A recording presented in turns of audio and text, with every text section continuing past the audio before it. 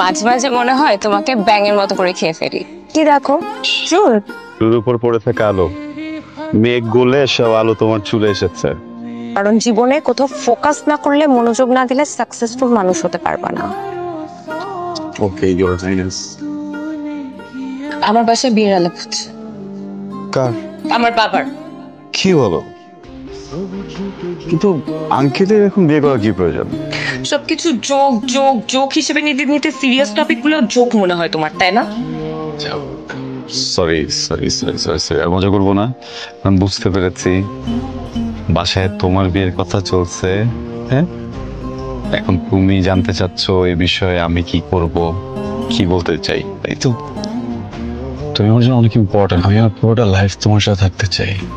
তুমি কার সাথে কথা বলছো জানো? আমি ঘুষখোরের সাথে কথা বলছি। Shut up! তোমার বাবা মা তোমাকে কোনো শিক্ষা দেয়নি? আঙ্কেল প্লিজ, বাবা মাকে নিয়ে কথা বলবো না। Shut up! তুমি আমার বাড়িতে এসে কথা বলছো, আমাকে অপমান করছো। আপনি বাবা মাকে নিয়ে কথা বলবো না প্লিজ। তোমার বাবা মা হচ্ছে অশিক্ষিত, মূর্খ, এবং তুমিও তাই হয়েছো। কি মানুষ নাকি জানোয়ার? সে তখন থেকে দেখছি বাবা একটা কথা বলে তুমি কথা বলেই যাচ্ছ কেন? কি সমস্যা তোমার?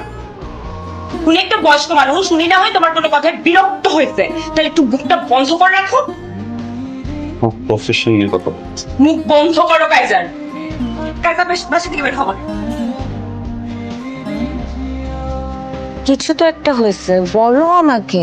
অফিসের একটা ফাইন্যান্সিয়াল প্রজেক্ট নিয়ে অনেক বড় ঝামেলা হয়ে গেছে। পুরো প্রজেক্টের রেসপন্সিবিলিটি ছিল আমার উপর। এখন আমি বুঝতেছি না আসলে কিভাবে কি ম্যানেজ করবো। আচ্ছা, তো ম্যানেজার স্যার তো তোমাকে অনেক স্নেহ করে, উনি কোনো হেল্প করতে পারবে না? স্যারকে বেশ কয়েকবার বলছি, স্যার কেন জানি বারবার বিষয়টা অ্যাভয়েড করে যাচ্ছে। উনি ডিসিপ্লিনের ইস্যুতে কোনো আপোষ করে না, একদম বরদাস্ত করে না। এখন এই অবস্থায় যদি আমি কিছু বলতে যাই ভাবি আমার চাকরি থাকবে না। আপনি একটা কাজ করেন না, আপনি তার সাথে দেখা করে সরাসরি কথা বলেন। প্রয়োজন হলে আপনাদের যে সন্তান আছে ওই ব্যাপারটা ওনাকে বুঝিয়ে বলেন, দেখেন যদি তাতে নরম করা যায় আর কি। বাপি সাহেব, আমাকে বলুন আগামীকাল আসতে। আপনার জন্য ফোন করে তারপর আসে। ডিপার্টমেন্টে আবরারের ঘুষ খাওয়া নিয়ে বেশ কয়েকদিন ধরে কথা চলছিল।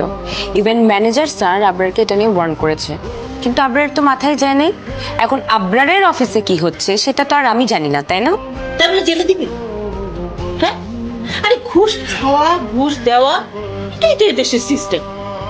শোন, ভালো করে খোঁজ দিয়ে দেয়, ও নিশ্চয়ই ঘুষ খায়।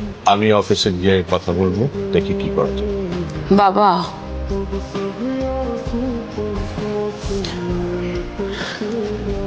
ও যদি তোমাকে আবার অপমান করে? মানে বিপদে পড়লে হাতিও গিয়ে চিকার পায়ে ধরে, কিছু করার নেই। বলেছিলাম বাবা, ও তোমাকে আবার অপমান করবে। আরে ও তো অপমান করার জন্য বসেই ছিল। এটা অপমান না, এটা প্রতিশোধ। আমরা পুলিশ দিয়ে ধরিয়ে দিয়েছিলাম, সেই জন্য প্রতিশোধ দিল। আপনি বেশ কয়েকবার অফিসে এসেছেন আমার সাথে কথা বলার জন্য, কিন্তু আমি আপনাকে সময় দেইনি। আপনি নিশ্চয়ই ভেবে নিয়েছেন এর পিছনে ব্যক্তিগত কোনো কারণ আছে। ভুল। আমি বা আমার কোম্পানি আমরা প্রফেশনাল, তাই ডকুমেন্টস ছাড়া আপনার সাথে কথা বলতে চাচ্ছিলাম না। ফাইনালি ইনভেস্টিগেশন রিপোর্ট চলে এসেছে। এখানে আপনার হাজব্যান্ডের করা সব ফ্রডের ডিটেলস আছে। একজন সচেতন মানুষ হিসেবে পুরোটা দেখে আমাদের বলবেন এখন আপনার হাজব্যান্ডের সাথে আমাদের কি করা উচিত। মিসেস ফাহিম, আমরা অবিবেচক নই। আপনার পরিবারের বিষয়টা আমরা ভেবেছি, আপনার সন্তানের বিষয়েও ভেবেছি। আপনার হাজব্যান্ড যে পোস্টে চাকরি করছিলেন তার জন্য আমরা বাহির থেকে এখন কাউকে হায়ার করছি। অ্যাপয়েন্টমেন্ট লেটার আপনি চাইলে কাল থেকে জয়েন করতে পারেন।